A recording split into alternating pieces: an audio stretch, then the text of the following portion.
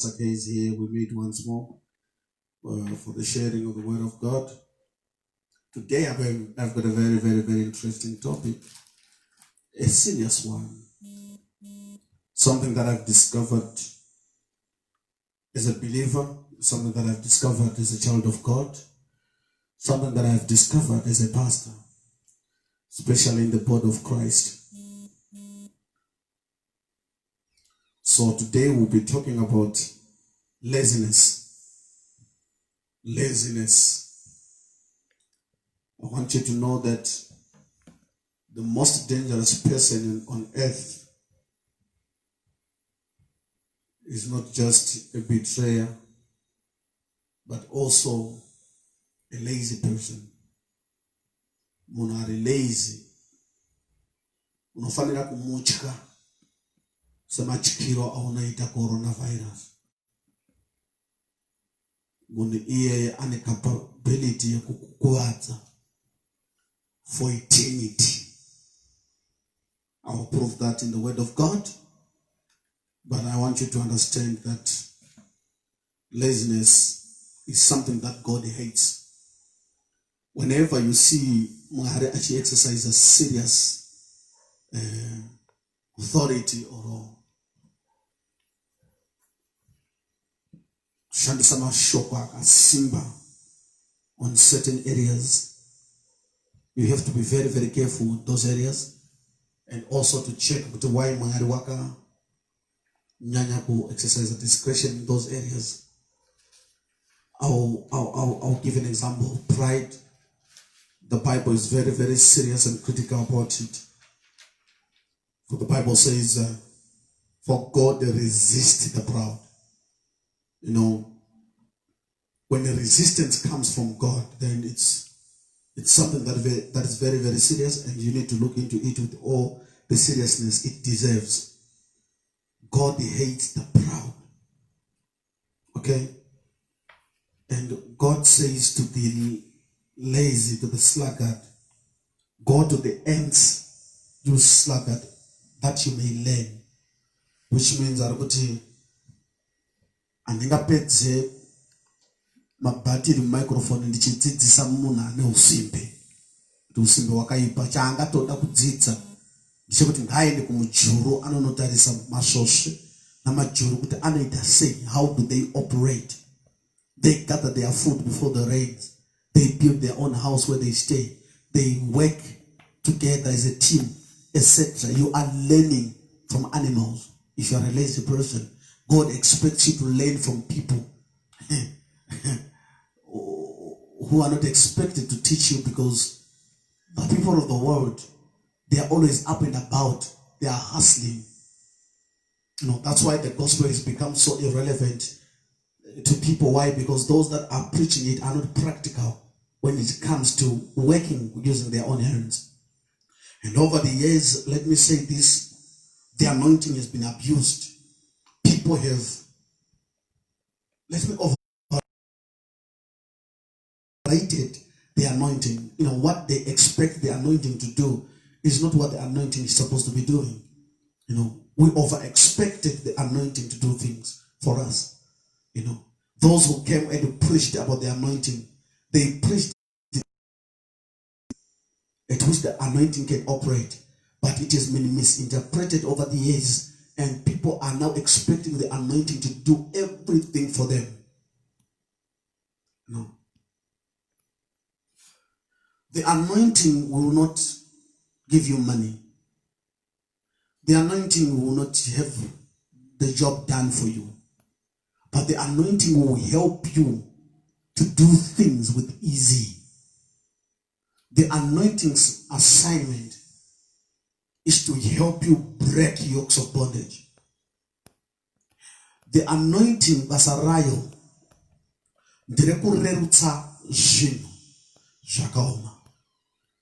So if it needs you 10 years to prosper, with the anointing it will take you 2 years to prosper. It lessens the burden.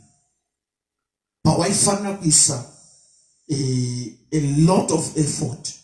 Wakuisa effort ishoma, but wakuisa ishoma but wakuisa ishoma, but wakuisa ishoma inotoiswa haugare what anointing ngaite zvino ndauzogona zvapo, you know. Pane pamwe pakaparidzwa ma-statements of faith ekuti ukaona mota yaunoda just take a towel and pukuta it and that car becomes yours, you know. People have misinterpreted and they are now walking with machia in the pockets to pukuta mota varit, expecting to have cars, you know. That's abusing the anointing, you know. I understand when Jehu was anointed, he was anointed so that he may stand against Ahab and his household. Kutamokile imba ya Ahab na Jezebel. We will restore sanity by Israel.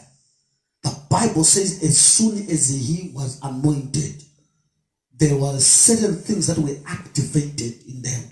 Next Friday, I'm going to come to give a very serious teaching on why anointed people do certain things that make people think that these people are not servants of God. I'll come and tell you the secrets on that topic.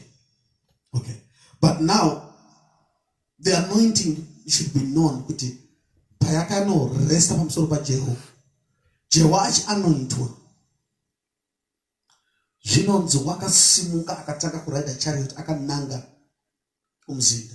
Saka augare muziku nikini kusanga what anointing go and work kumzinda ikoko. That's what shika right. You are involved in whatever is happening, and the anointing helps you to do the work a lot more easier than what can be done the monas. So the anointing gives you the ability to do things that you did not know. Okay, I was not born a preacher like this. I wasn't able to even stand before people to speak. The moment I would stand before people, I to beat, I could not even speak even my name. But the anointing came upon my life. Now I can stand before millions. I can go to the National Broadcasting Corporation and stand there and speak to millions of people at one go. Why? Because of the anointing. So I don't stay at home and then I send the anointing to Star FM and say, go and speak to people now that I'm anointed. I have to go there and speak, and the anointing will be manifested. The anointing makes you to be attractive, you know. Even people that didn't really care about you, they begin to look at you with a different eye. You become accepted even in places that you were not accepted because of the anointing. You see, so it's not about the anointing doing the work. When I was speaking to champions on WhatsApp and I was telling them, but you don't use a wubra, you know, but no speaker. It makes a lot of noise. Number two, it requires a lot of energy to push it around. And number three, but the moment you go by and anoint the place, unonzwa rinoreruka rinotaka kuyerera so chakukubata chete richisarira richienda, noise inopera, you know. But auchagara pasi kai wako unwa maheu parara kumhanya rega chinotora marara chinokanda tonganzaita senzera zodzo. No. You are involved in the transaction, but the grace locates you by the reason of the anointing. Okay. So anointing iyoyo matauriro atakaitwa kana matauriro atakaita tichiudza vanhu yakakonzera kutrigger the spirit and the demon of laziness. So many pastors, no, let me correct this to whoever is going to watch this. You will find this interesting if you are really interested in knowing the truth. Most of our churches are not making us rich as people say. There are many pastors who want to portray as if their churches are making them live well. But if you ask their administrators, you understand that vanenge vatori neka business kuseri kavari kuita but havaudzi vanhu because they want people to just think that their God is just blessing them from where they are. Vamwe vacho vane macongregates akawanda saka zvinonyadzisa kuti zvioneke kuti havasi kuraramira from the place. Many Christians are lazy and very poor. The way they look, even vari muchechi, maoutfits avanopfeka akanaka, most of them tinomatenga mumupedza namo. Mune tuhembe twamushe tu twekuti kaka ainwa zvakanaka sister vakapfeka munofunga kuti kune kwavabva nako. Iko kakatengwa pondo munodikira mumupedza namo. But what is happening? We want Christians, especially the Pentecostal movement, these tongue-speaking congregations, they want to portray an upper-class type of life. Yavasina, I have discovered pastors who hire cars every Sunday. They drive to church in their cars. Vamwe vacho vanoita sekunge vayakagara kumashure mota yacho haisi yake, but they want to portray as if they have, but achirarama a very, very miserable life. Most of the churches, almost 80% of the churches cannot foot its own bills on Sunday service. It takes the pastor to go the extra mile to make sure they have paid for the places they are using. Because many churches that you see today, they don't have their own sound system. They hire every Sunday and they have to pay it. The people that you see playing, most of them, they don't belong to that church. They are paid to do that. They must receive their money after the service. There are right now who are the way they've been treated by pastors or the way they've been treated in churches because they've gone for months without being paid their monies until they started to disrespect the church. I have made that mandate in my life. If I hire a keyboardist to play in my church, I to owe them anything. So there are times when we go out of our way and borrow money to pay these things. But we want to portray as if things are okay. Some of them, they don't even have a pulpit, a podium. Most of them, they are hired.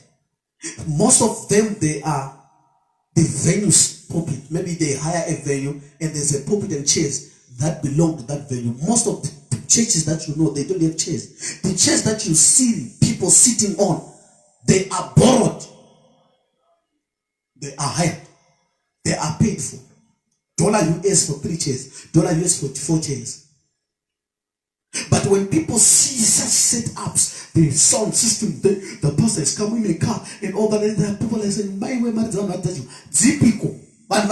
they don't have money, these people. Christians are lazy. For them, they don't have enough money. Just even for their own transport coming to church. Many people, they go to church twice a month because that's the only way they can afford. That's why you see churches in town. Why? Because it's a walking distance. They just go there. But try to put a church in town. You will screen people. You will discover that a handful of people will manage to attend services. After service, 16 to 20 people.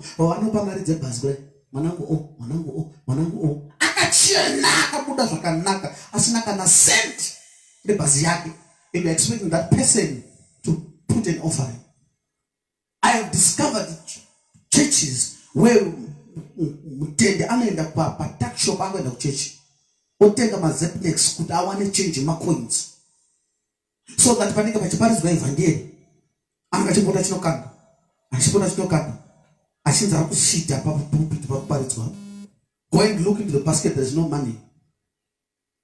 Some of them, they put my dollar in an envelope yakatengwa ne 10 cents ikanoprintwa ikadidididi ne 30-40 cents. Saka maybe the envelope is worth 50 cents, they put $1 there, or they put 50 cents there, and they write their name on the envelope, their prayer request, and you can't reuse it again. It's gone. Why? Because the church is full of people who do not want to work, who do not want to get dated, because they are expecting a miracle from God. The rest of the world is in the marketplace there. 2 a.m. go to marry. People are busy doing work. They're having their money in their pockets. Christians are in the mountains praying for miracles. And the church is very miserable. That's why you find the church cannot even produce its own marriage officers. Why? Because for you to have a marriage officer, for you to become a marriage officer, a church must have a valid property, especially an immovable property like a stand that is in the name of that church. That's only when you can afford to send any of your pastors for training without going to church. Many pastors mafundisi avo anobva kune mamachechi ari established vakaita Methodist vana Salvation Army kune mamarriage officer ndokunozobva vanhu vanoda kuzochatisa vana vedu, because hatina kana stand, tingori pashedi patakanzi nekanzi kugarai apo. Vamwe tiri kuhaya mabuildings, you see the building akapiswa bhana mufundisi and you think it's their building. So the church iri kutukirwa zvinhu zvaisitomborina, because they want to keep appearance. We want to look expensive. Some of these pastors, follow them where they stay. You'll be shocked. During midweek, they don't have cars that you see with them with. They hire their car. Saturday evening, tomorrow morning, a Mercedes-Benz car picks them up. They go to church. They pay 20 US for that, because they want people to believe that they are blessed. So they hire the same car or 2 cars every time, so that they can send an impression that they own those cars. But that is not sustainable. Most of the times, they end up closing churches. They go to South Africa, they go to Botswana, they relocate to UK, they go to work. Why? Because it's unpractical. The church is not practical in doing the work of God. We don't work churches because does not even have its own money in coffers. Church,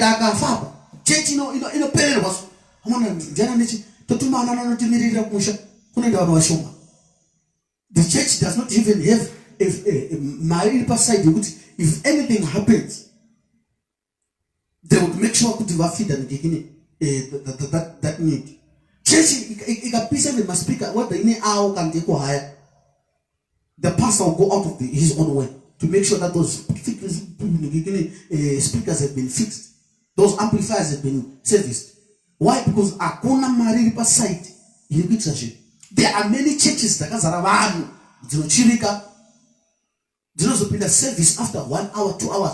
Get the rakatiwa, but it's very much pinned up and stop at the vananta kanza ofale nyogara yatotorwa panze vanayo gara vatoudza pam tiona kuti akamira sei njani mwana imwe imitipe mama ane yandina ndesikuti zide tinokutumira tifana kuti pai tipinde service vanota manyanya mane 5 months pana musiri kubhadhara uchikopinda every time chitipa. Such a humiliation to the body of Christ. Look, vanhu vane mavenue, vanhu vane mama assets, vanhu vane masounds, mukavabvunza exactly about the church, they will give you a very clear picture. Most churches cannot foot their own bills, but church nima offerings how they can't. Mukavunza vana mafundisi vanogara nemafundisa, they will tell you how miserable life is every Sunday, because vanodya rice nesoup risina muriwo every Sunday, because mari yese yakaina baba vavo yana mai vavo yaenda ikanofunda mabills of church. Okay, let me get into this.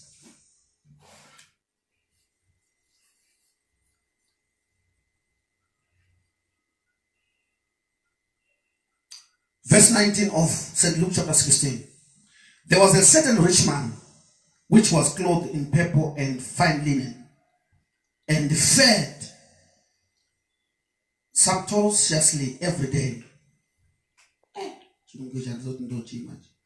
And there was a certain beggar named Lazarus, which was laid at his gate, full of sores, and desiring to be fed with the crumbs which fell from the rich man's table. Moreover, the dogs came and licked his sores. And it came to pass that the beggar died and was carried by the angels to Abraham's bosom. The rich man also died and was buried. And in hell he lifted up his eyes, being in torments, and seeth Abraham far off and Lazarus in his bosom. Word of God. So I think I'm one of the few who has preached about this Lazarus. And so now I want to the few, but I want to believe with now. I've been sharing this topic with my champions who WhatsApp. And when you look at this story, it shows that it was a true story. I want to believe that every parable that Jesus Christ gave is not just an example, but I want to believe as God who sees everything on the face of the earth, he would pick stories that he would see. And then he was now sharing with us some of these things. But on this one, he was very, very specific with the name of the person involved in the story, which means if you want to believe that other parables were just stories like Shingano, this one was true because it involved the name of a human being. So Lazarus is called a beggar in this story. Okay.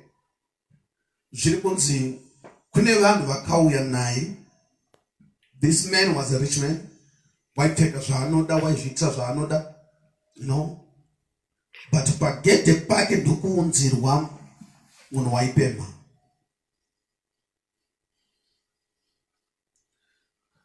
Dokuunzirwa munaipema. Dokuunzirwa munaipema. Ndokubva wagara naye but wanga asingamupi chikafu zvekutoti munhu uyu waiva nezhara yekuti waitopedzisira anhonga zvinhu zvanga akapfuma kusvikira mukomana uyu wafa. Vatumwa vakauya vakamutora vakanomuisa compartment yaigara Abraham inonzi Abraham's bosom.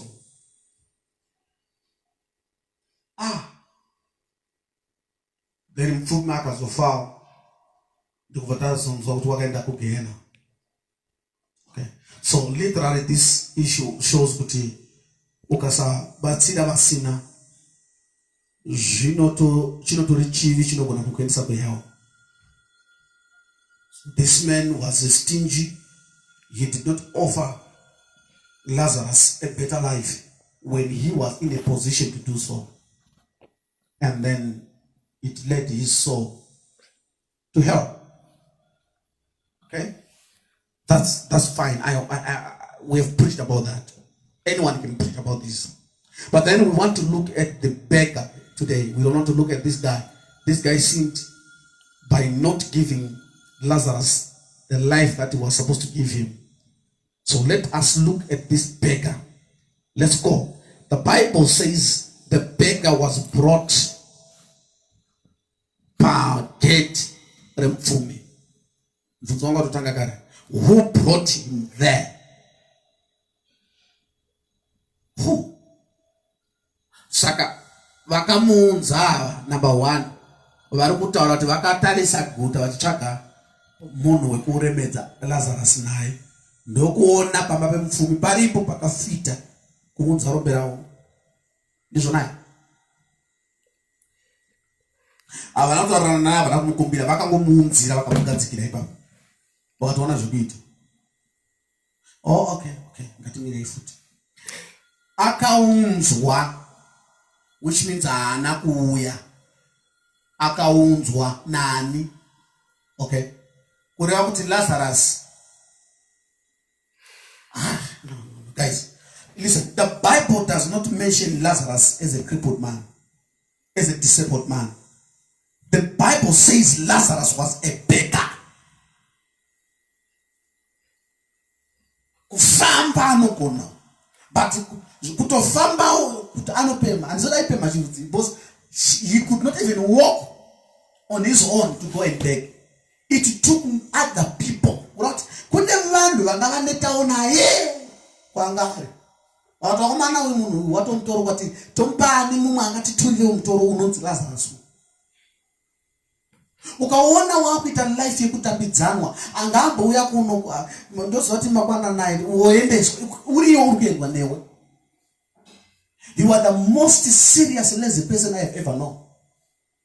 Okay, saka Lazarus augona kufamba wega. Unochita kutakurwa. Aiendwa naye ariso. Kuremara hano. Tikuenda kupapo naye. Unotsvaka kunywa ndokunodyira. What's wrong with him? I can see beggars in town. Here in Harare, Zimbabwe, there are beggars. But these beggars, they travel from their houses. They come and they sit and they begin to beg. Lazarus could not walk. He had legs, he had everything. Okay? Kana manzwa zvekuti wanga ashita kutakurwa kwesabageti.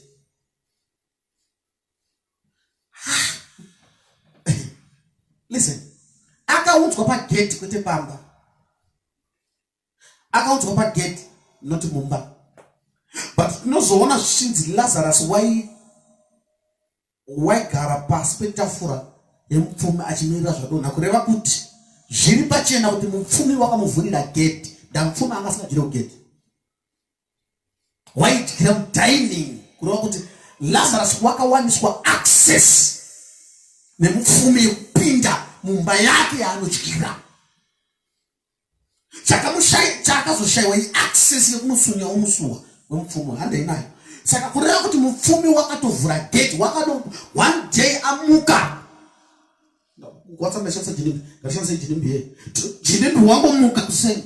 Ndokunoshipa gate, ndokunoona pane munhu aripo. Kweyoenda. Amena akanisiya pano, ndigare panapa. Haana kumukick out.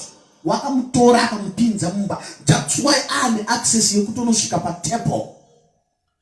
Fuka kati taona umwe munhu at least tawanda rekaitaona kuti anoita sei timubatsire. Lazarus zvekutadza kugeza ega kusvikira body yake yaane maronda. He was lazy even to clean himself. Kutora mvura kuisa paganda rakapa. Lazarus could not do that. Nyamba body yawakapiwa iyo naMwari. In a detoxification yainoita yayo automatically. Zvekuti zvinhu zvainoramba zvinobuda nemumapores ende zvinofanira kuitwa clean away. Yakafanana nehovhorosi yaunoshandisa, because anonzi iwewe ndiso ari mukati munaye. Saka wakapfeka chinonzi hovhoro ovhanga. But ovhanga inoda one at a time, inonida uchisipo. Yaizvo chisipo yoainwa kuitira kuti fabric irambe irrelevant. Nekusimba kwehovhorosi kana jini chaizvo it can last 2 weeks and it can get torn. Why? Because anaro wa-abuser. Saka Lazarus wa-abuser body yanga yakamutakura kuti waisaigeza. Alright, hauna mari Lazarus. Hapana mvura futi. Watatu ukaenda patempo ukatora mvura ukageza mwili wako ukazvikirina maronda auya. Alright. Chinzwa manje zvanzi imbwa dzainanzva maronda ake. Saka Lazarus waigara so. Imbwa yayo yoti yachinzwa mushe kusvika chinonda chachena. Kukona kuti ufutsike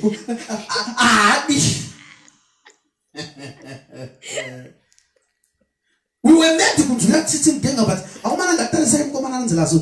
what's going on with him? Saka uri pamba paipa jini bukutamba udombo shawa. Mangwana kusena amuka. Umari kubata mu kitchen ari kuchaira umwe. Warikona uyo Lazarus uyo pazuva ta. Wakudziya zuva. Kana ameno pa remote control yekuti kuseni munhu anoendera pa Netflix kana pa Zee World kana pa SuperSport 3 kusvika kwadoka ari papo. so kuti yadieta sei. Tukona kudzia zuva akati ndosaka akabviswa kwaaigara uyu is very useless. Nawanobatsira tichamuona panapa. We are going to teach him to work because Paulo akataura akati asingashande ngarekete kutya. Time ichikafu yakwana ndoona auya mukomana ndakunonokora musuwa mfuma kadayo mimi kati motanga ndika press conference bana uda kuita sei ndakuja nenzazo waitei nzara yako yapakupi. You know, I'm happy that definition yakapuwa nakapfupi ndo kana ndakaita yekuti chinonzi nungo kuzorora usati waneta. Wakato muka ukanozorora apa waneta nokurara waneta nengo ndakurara pachako kutori kuzorora. Ayo sai komana ayo sai imomira mnanzara. Nzara inoitwa naaneta ende kunoneta ashanda. Asiye mangwana futi adzidze mfuma rote panda dai swapo achaziva kuti zvinodyiwa naashanda. Nda zvaita kuti Lazarus aenda anobata hosepipe apididzewo mugarden pakudiwa chikafu mfuma agoti handidi daita want something. Saka anga aine this begging spirit even ari pamba paLazarus papa pemfumi. He's there and still he's a beggar because begging inogona kupinda mumongo kusvikira waakufunga kuti everyone must give you. When you are lazy, you think that people owe you. You don't feel like you need to do something. Unoziva kuti unogona kugara nevana pamba so kana vanenina kana vazukuru kana ana ndanani bekuti avafungewo kuti vane any hand yavanofana kuisa pa production kanti pakudyiwa kwepamba ipapo zvokuti even akatowana yake mari haagone kukutambidzai kuti tengai chingwa. Angatoenda maokei kana maspa unotenga chingwa chake nedoi kana kotapeya agozvidya ikoko nefizi yake agoguta agopukuta kudzoka panogara kuona TV saa asina kudya. Nyamba zvinhu zvaatenga zvinogona kuuya zvikanoedha value kitchen. But because ari lazy is a beggar in the spirit. A beggar kana akagara achibega hapo vakuseni svika kuma4 endapo tishamwari ndasiwa nendikini ndasiwa neshamwari yanga ndarasa mari muno mutaura ndabirwa ndokumbirawo mari. He will not give you because anotenda kuti ndinofanira kupiwa ndini. Go unopa a beggar $5,000 ari pasiti pa unzotisiyana nazvo go and do something. Trust me, tomorrow unoona va3 papo vaudzana pano panobuda ma5,000 padarika vane mari pano kuti anobata 5,000 awane chekuita nayo haani. Most of the people right now vanogona kuwatcha this video vanogona kuti yes I want to do something but I don't have capital. Uine chifoni chakakura kudaro unoshaka capital sei enda unoita swap and top uendese Samsung iyoyo upuwa $70 $20 utenge chimbudzi chako $50 tanga kuita something inonohoda madomasi kumbari inonohoda zvihembe before you know it in less than 2 months unenge wadzokera pafoni yako kana pafoni iri nani and you'll be doing something else. A lazy person does not know between, they cannot distinguish between capital and the profit. Everything that comes their way is a profit. They spend it. So a lazy person akagara newe unexpected to meet every day. It becomes an obligation. If you say this I can't do now, they will hate you.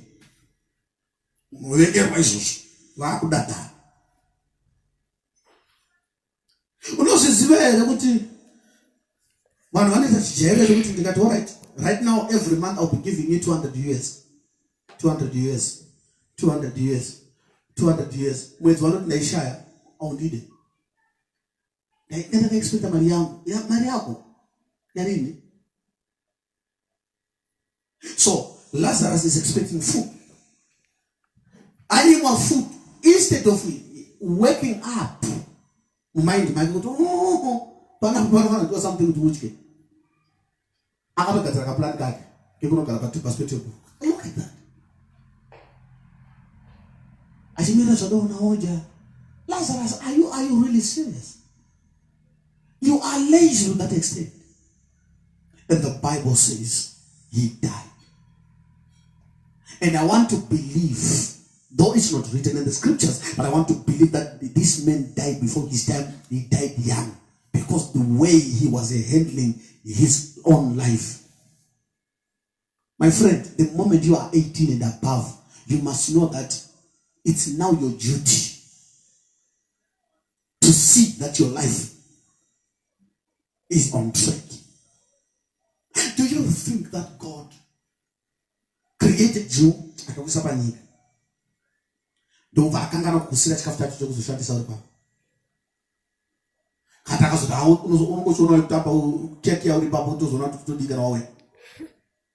God is a plan. Asataisa anything but jibu. Mwari unotaka wato provider. Mwari chakaitira kuti Adam azosiko pa day 6 was because Mwari vasati vaisa munhu panyika ndandiangare primary assignment yavo kana primary reason why he was creating the world. But kunyange vachida kuisa ndikini murume panzvimbo nemudzimai wake vakatanga vaiti ngakuve nechiedza, ngakuve nemiti, ngakuve nehove, ngakuve nemhuka, ngakuve nemavegetables, everything that a man wanted to use zvakatanga zvaprovide iye asati awena. That's how God operates.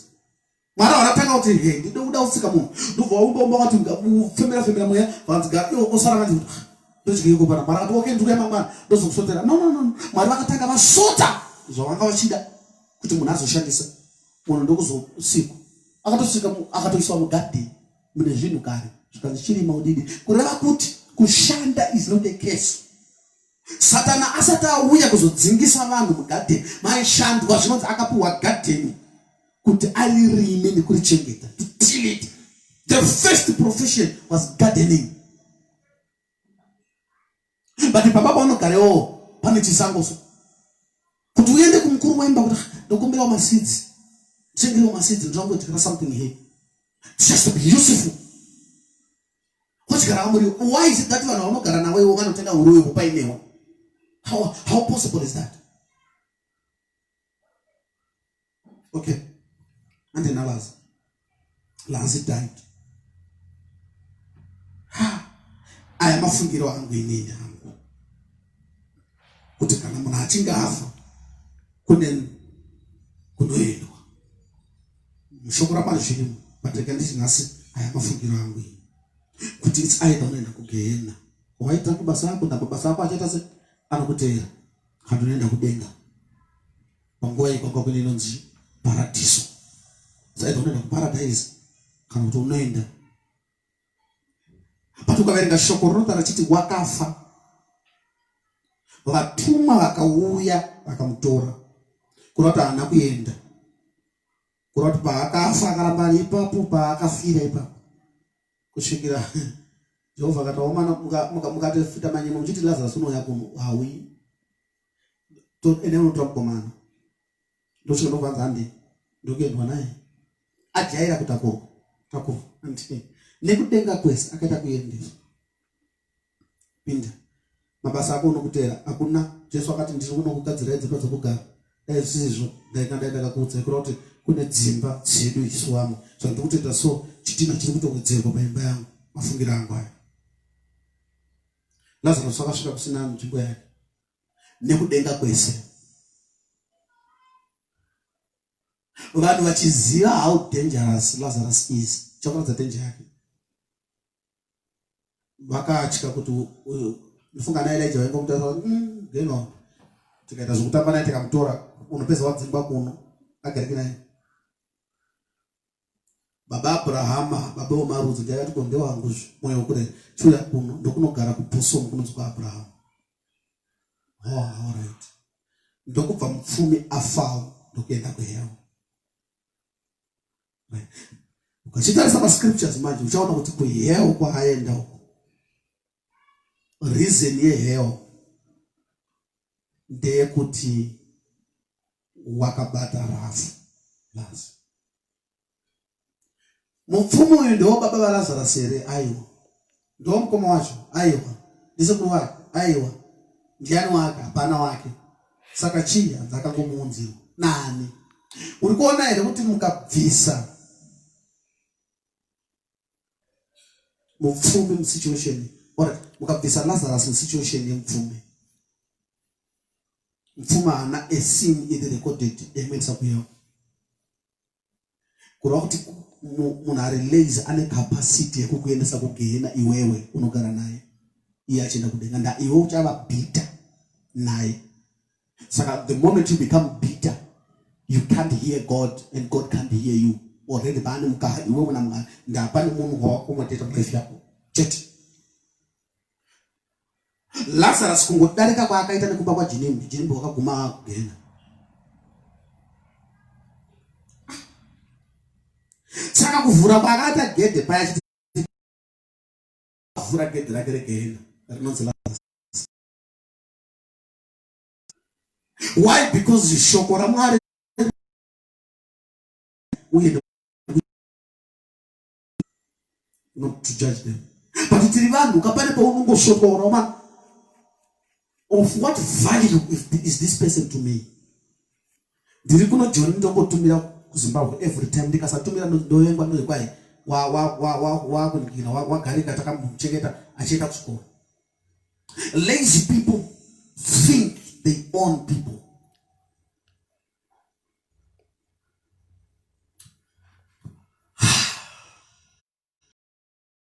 Nemhaka ye wakachengeta Lazarus manje akazomnyima sadza rake. Saka Mwari hade zvinhu izvozvo. Saka that to be very very careful.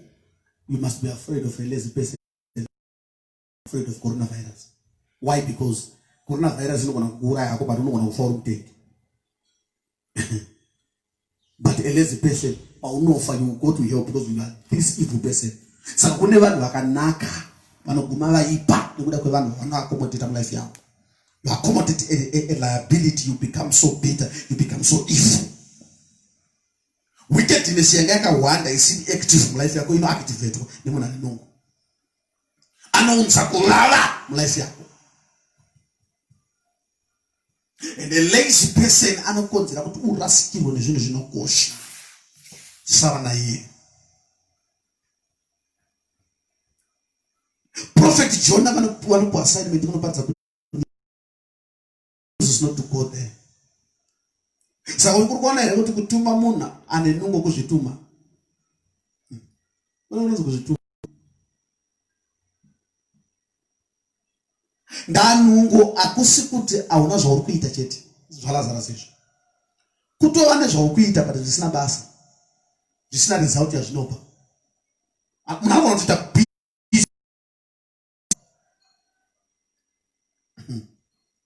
inungo futi idzodzo. Unozari kune mabasa akaita sekuita maid, sekuita garden boy, sekuita zvochera matrench zvezvezvezvezve. Bila nawo stepping stones. Unonoita maid uchifunga kuti but after this ndoda kuzoitei. But unoita munhu anoita maid for 16 years. It's not a profession. Another my menial jobs. Mabasa ekufana waraidza uchisesekedzeka kuti uende. You don't tell me anything about that. I've been a gardener myself. I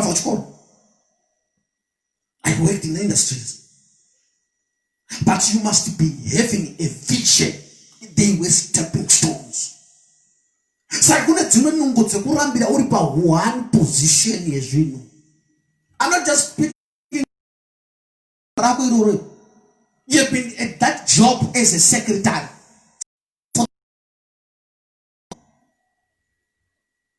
There has to be progress in your life. There are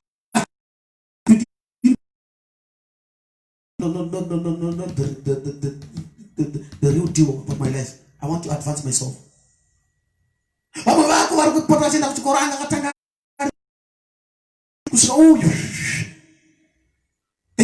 climbed the ladders of life. Why? Because they were studying what is, you eat everything. Your salary is you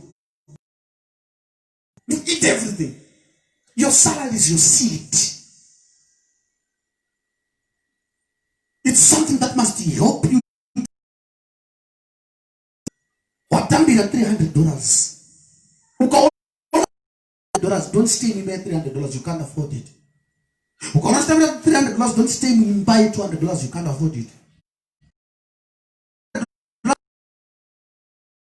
Go and look for you buy $50.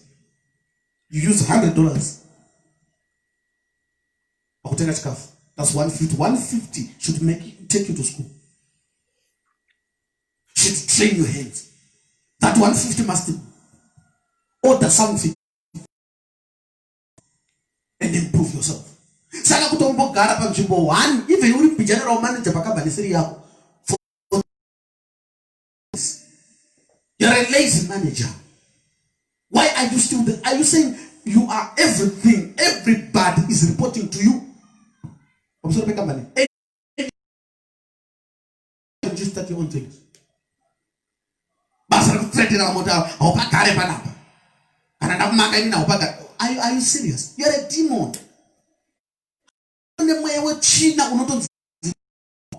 Unopota uchigadzika vanhu panzvimbo imwe chete. Mwari akasvika paakaenda to Mount Sinai akaudza vanhu akati magarisa pano, kugarisa panzvimbo 1 kunosvota naMwari wese. But now it's time to move. You've stayed here too long. The bad people are going. You are in business, but you are lazy business people. Nanas, you are Nanas.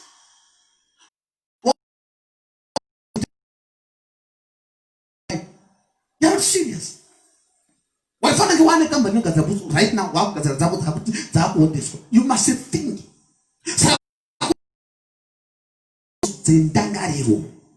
We don't think.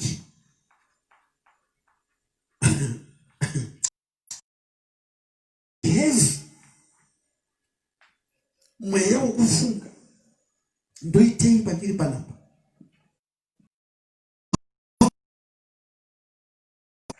Zvandiri kuita zvino zvivandudza sei? Zvinoenda sei mberi? How can I better my situation? You've got children right now.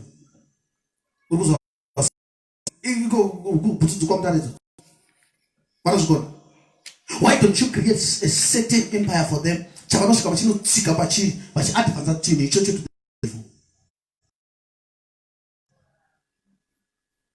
Why come and go?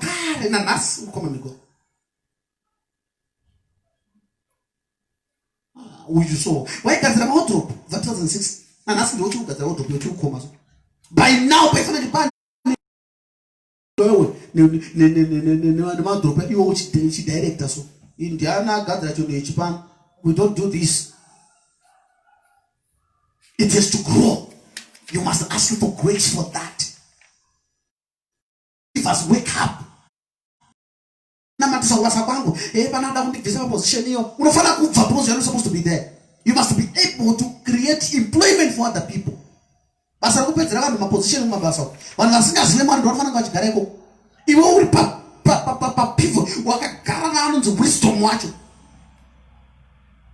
is it that you are not finding wisdom to start certain things? Pastors, let's wake up. Where is your name?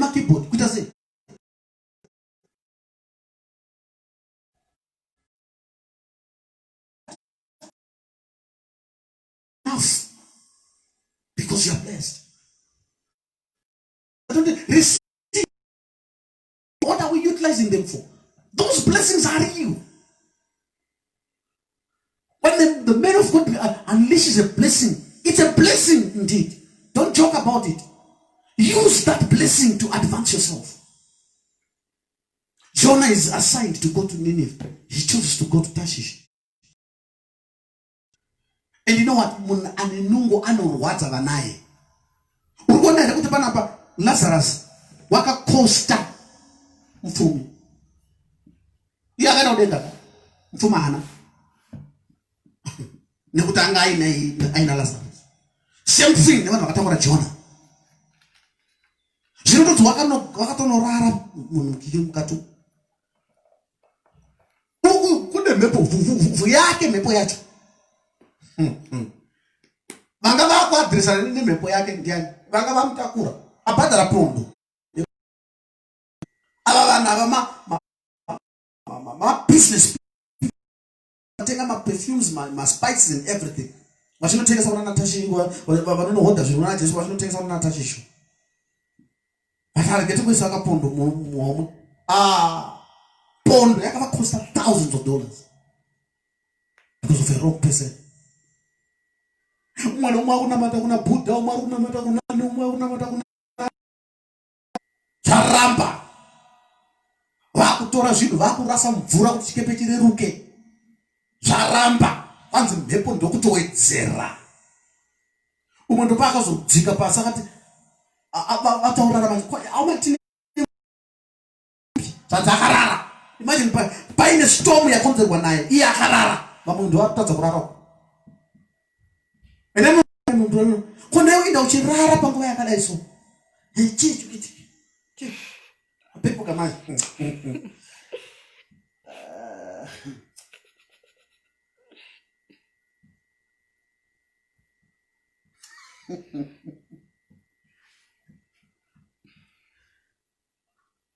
What's going on?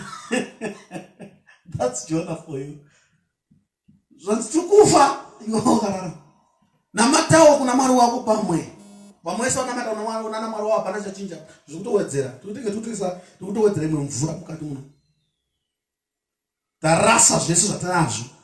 Chikepe chiri kuramba kulaiti napo. Chikutoratidza kuti chiri kudzika chiri kunyura. Zvese zvitanda zvezvimamburera zvinenge hamino zvizvo zvinenge zvinokontrola mhepo yechikepe zvachikorwa nemhepo. Zvino ndovati ndini ndiwo waita sei? Ndikutiza Mwari. What's wrong with you? Inini ndini wamaifanira kukanda. Vakanda kare zvinhu. Vanhu vamezvo kana tikachakukanda tokukanda itakanda zvinhu zvedu kare. Ngatiredze kukanda zvimwe futi wakoma. Kudaro ikati yawedzera. Jona akati muri kuwedza kupedza nguva ndati ndikandei inini. Vanhu vakati isati mhosva nomunhu. Ropa rake ngarirege kuva mumaoko edu. Ndokutora Jona ndokukanda. Saka urikuona here kuti even kuchechi inovafundisi mune vamwe vanhu vane nungo. And vanhu vane nungo ivo havadi vanhu vanoshanda to be close to the pastor. They are always commenting from the background. They don't do anything. Basa rao ndirikupointa. Because munhu ari lazy basa rake ndirikunotice maweaknesses evamwe. Zvokuti akauya akakutsanangura kuti nhingo amaisa padhuze mufundisi chechinovhara iwo dismissa munhu iye usara naiye. Ukauya munhu anenge ane potential kuita zvinhu, anotumare mari, anokubatsira basa raMwari, ndiye anotsondogwa iye, anorohwa nekubackground, anonzi goko. Kana anoendwa kwaarodza mufundisa indotobuda chechi avaiti vakazodai svika munhu yanotsondoreka orega kuya kuchechi iye habudi. Iwo ndoona kuti kubvunza ko nai madhavaiva kune fadhavai vari kubvunza misiyanai navo maitonange maona mutendi ivo pari.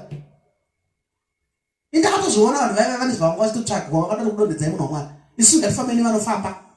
Iwo gonzwa kuti auya anomira nini. Ndiye Jona. Chikepe chako kungofunda vanhu vanokosha. Ichisara nerombe.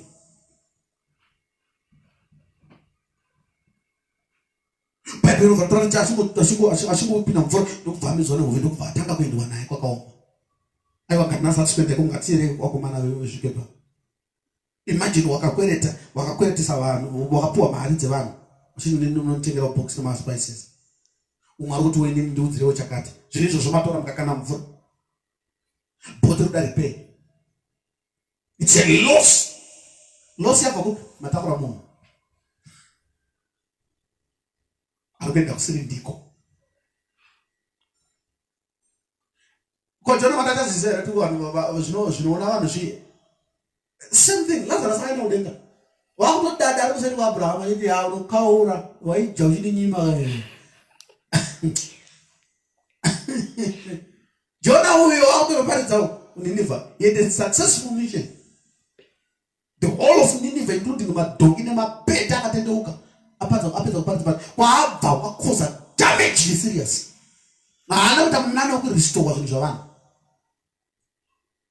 The damage was permanent. Imagine a husband is getting home and he has got nothing in his hands, he's empty-handed. And the wife is asking, "Wait, to Jerusalem one? Takaenda to Jerusalem." Saka zvinhu zvazvo zviri kubuda. Makaita sei? Takarasa. Umakarasirei? Takatotakura munhu mudenga angachienda kusiriko. Saka kana mukatakura munhu anoenda kusiriko munorasa zvinhu. Hausi kunyatsozinzwisisa because munhu uyu angatori nemamhepo chacho. Saka chikepe taifunga kuti chinoreruka nekuita sei? Nekukanda zvinhu mvura. Saka iye wacho munhu wacho ari kupi? Hatakazomukanda futi. Koma akamukandirei? Ima matokanda zvinhu kana. Zvaiwa zvakatoda kuti timukande. Saka makadi kutanga kukanda iye, all right. Musina kukanda zvinhu. Aiwa takazozviziva kuti tofana kukanda iye, tatopedza kukanda zvinhu. So when you are the lazy person, you have to do a lot of explanation to people. Anooneka upenzi ndiwe. Saka pavanhu vese unoona vakadzungaira iwe wakaona ndiri mumwe wacho vaunoudza nyaya dzakadaisodzi. Saka unotora mari unoenda kunohura Jerusalem ouya vanapande uchiti wakakanda zvinhu mvura. Unokanda zvinhu mvura kuti unopenga here.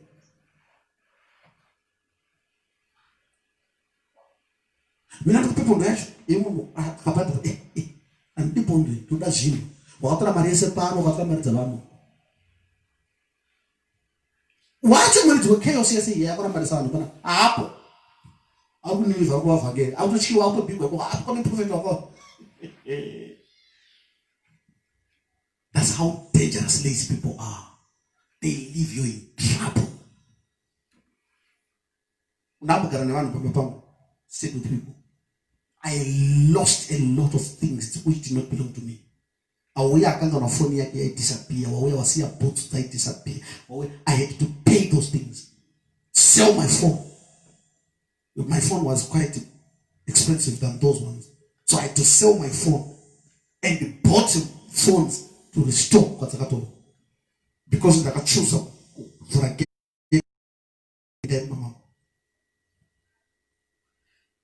So at the end of the day, Pauku Panduku takes a phone. I'm not. I'm a bishop, but I'm not happy. I'm bitter.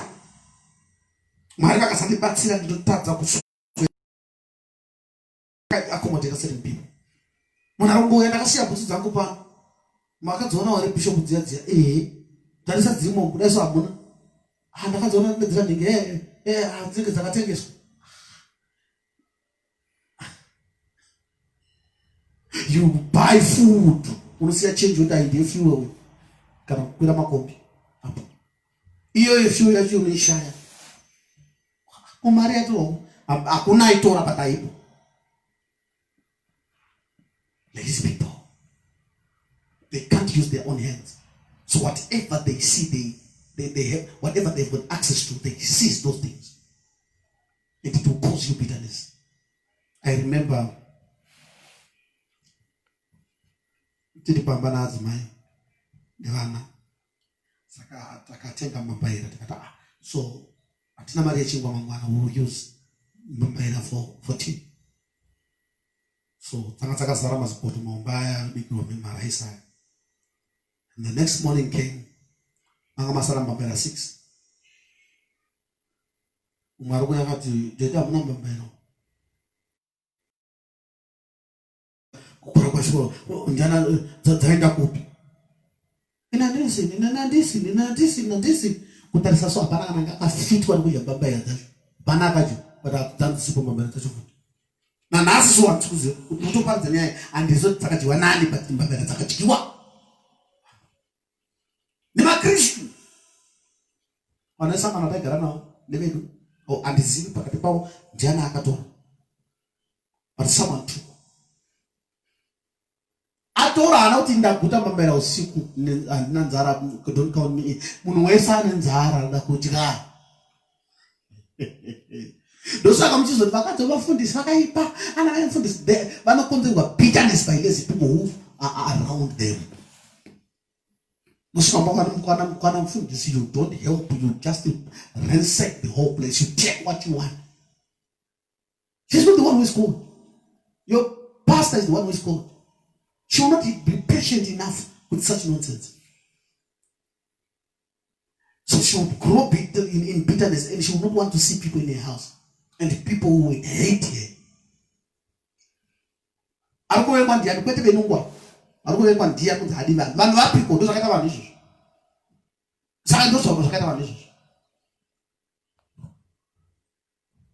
almost done. I want you to know that lazy people are dangerous. Be very, very careful when you're dealing with them. Lazy people can easily hear to madimikia. Kana mkaita madimikia wewe mutara yeye kanda asanu jinzo ndie. Ndoro hapana. A lazy person, witchcraft is a product of laziness. You see someone making it in life. You know, and you do everything within your power to bring that person down. That's witchcraft.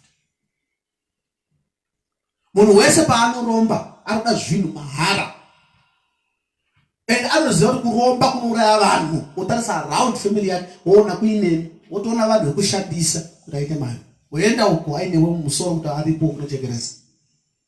laziness. Believers, let's work. He said he shall bless the works of our hands. Whatever we lay our hands on, he blesses.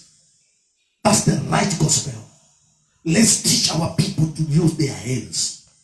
The Bible says, whatever you shall find your hands to do, I will bless it. Which means our hands have to be active. We must be doing something. $3. You can come here.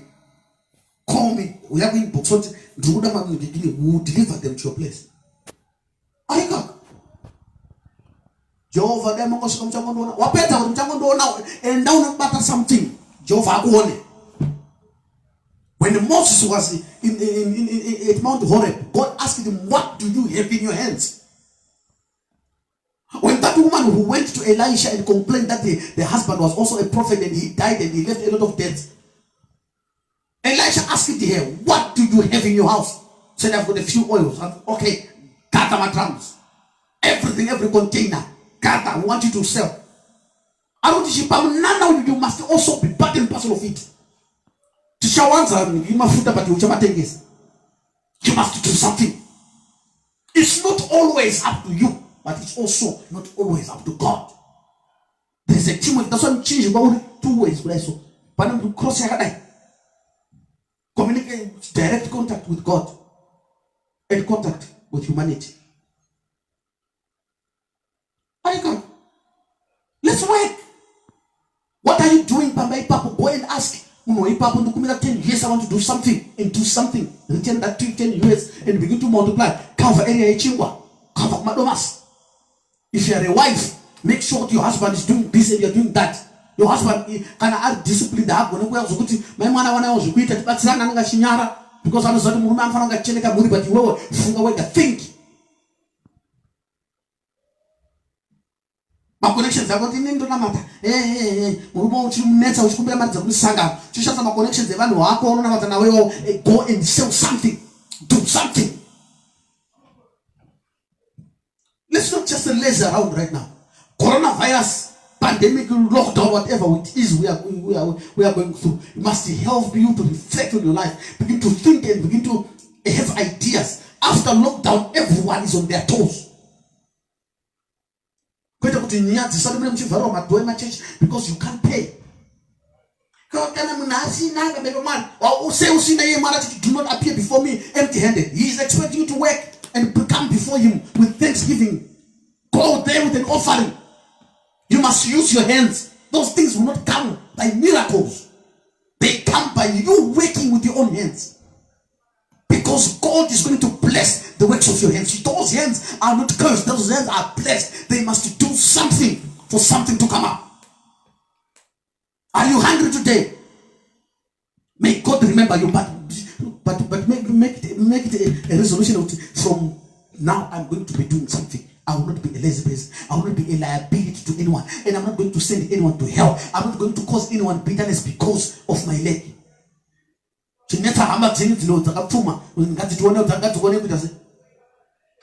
Why do you want to be subject?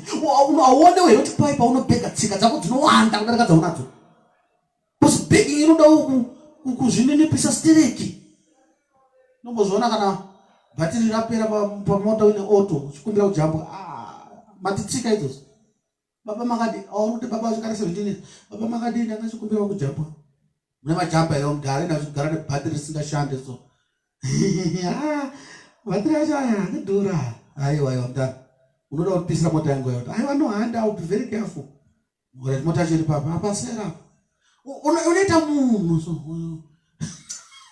inenge deception futhi sometimes ashingoenda kuti ufana ida kundijairira ichi anofunga kuti mota yake shamisi wadzokera panje yajambwa unoita tutsika totosina so unoitiswa nezvimwe zvinhu zvausingafanira kuita. Why don't you free yourself from that nigigine and you use your own hands? Even mari yako ikava shoma but enough for you and your people. I want you to reflect on this. I want you also to share these people. Tag someone. They must come and hear this so that they may start to work for themselves.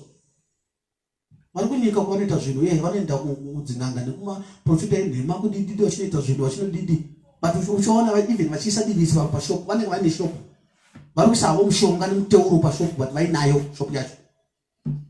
Iwo ndoda muteuro chete usina shopu mari yacho inobvinina. I want you to go and work. Choose your hands. Mwari paitara nevana vaIsraeri vaitotaura kuti rangarira murombo wako muguta rako kuda kuti ivo vanofanira vasiri varombo because they are going to occupy land. They are supposed to till it. Miracles happen in the desert where there is nothing, where there is no option. Area is not option. Kana uchirwara HIV and AIDS une cancer, you require a miracle. But kana une nzara, you require working. Nzara yako haidu miracle. Ausu desert. Desert ndio munoya mana. Because amuna pekurima. But the moment you are going to tsika mukena ni maraka misa zvana mana. Umwe nomwe nobanzi chindima. Mapedza ndimo nopa vafundisi valevuko. 10% ende munowapa izvo vachi vachikuparidzira. Apana munafana kutaura kuti murombo pana patakupa land. Chirangarirai marombo venyu vari munhu kuda kuti asiri mwana wokwaIsraeri. Asina ropa fadzo yaAbraham pamusoro pake. Ndianoti murombo. Iwo ndio unofanira kunge uchimuta take care of. Iwo ndinotoenda ipapo. Isusu varombo vapi inini? Are you sure you can have Christ in you and be poor at the same time? Why are you joking? Why are you betraying Christ with such a language? I want you to begin to look inside and see what you are able to do and say, God help me. I don't want to be a lazy man. Starting from now, I don't want to be a lazy woman. Starting from now, I don't want to be pitiful to anybody. And people can see what it is. I am blessed. It's my duty to take it out. It's not what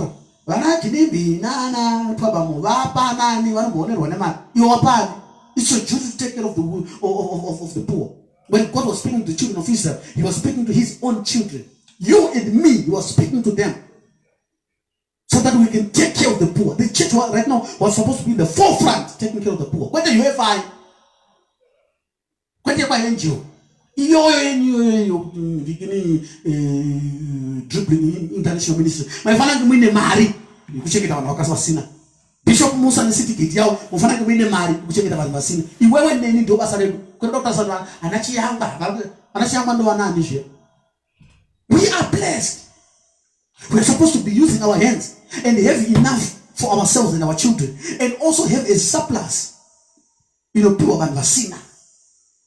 That's the true gospel. We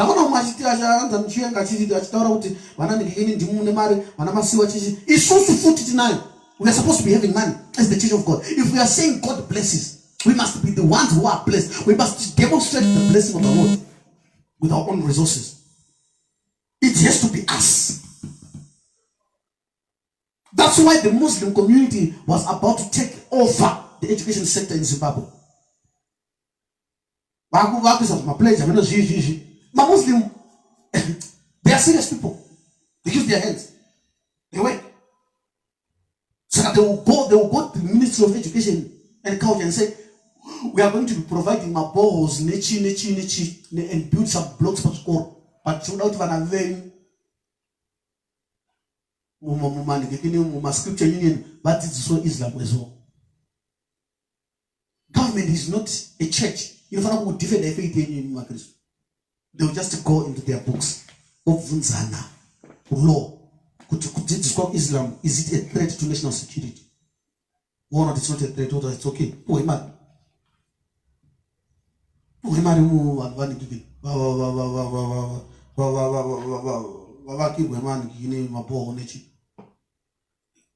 Islam above all is a recognized religion. Let's pray against this one. The devil has entered, my friend. Just to go there. Let's go with our own money. Chicago government. We want to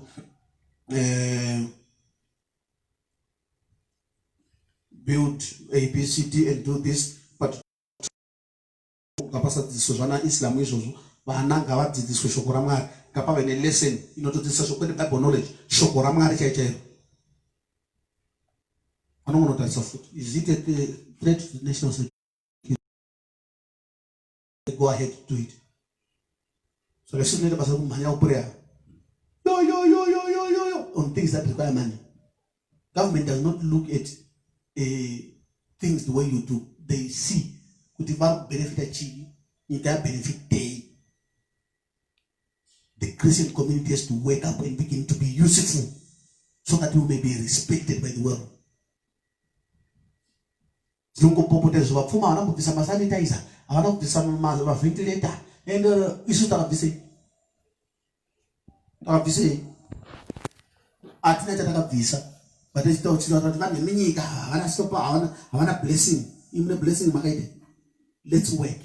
Let's shun laziness, the back to the pit of hell in the name of Jesus Christ. Bishop Musa out.